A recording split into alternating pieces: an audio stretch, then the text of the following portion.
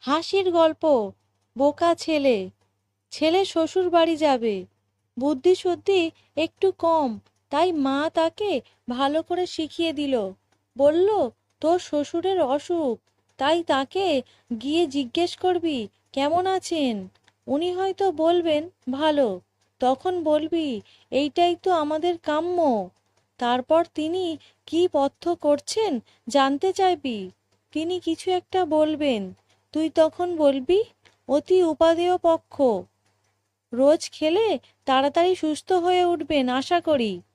তারপর জিজ্ঞেস করবি কোন ডাক্তার তার চিকিৎসা করছেন। ডাক্তারের নাম শুনে বলতে পারবি তো, দারুণ ডাক্তার, খুব তাড়াতাড়ি ভালো হয়ে যাবেন। আর সব সময় হাসি হাসি মুখ করে থাকবি, কেমন? মা ন্যাওটা ছেলে ঘাড় নেড়ে বেরিয়ে পড়ল। শ্বশুর মশাই রোগের জ্বালায় বিছানায় শুয়ে ছটফট করছেন। জামাই ঘরে ঢুকে হাসতে হাসতে জিজ্ঞেস করল, কেমন আছেন বাবা? শ্বশুর, আর বাঁচার ইচ্ছা নেই, এবার মরলেই বাঁচি। জামাই, এটাই তো আমাদের কাম্য, তা কি অর্থ করছেন আপনি? শ্বশুর চটে গিয়ে বলল, ঘোড়ার ডিম।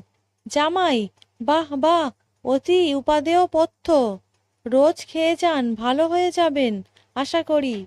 আবার হাসতে হাসতে, তা কোন ডাক্তারকে দেখাচ্ছেন? শ্বশুর আরও চটে গিয়ে বলল, জম। জামাই, খুব ভালো ডাক্তার, বেশ নামকরা ডাক্তার, আপনি কিছুদিনের মধ্যেই ঠিক হয়ে উঠবেন।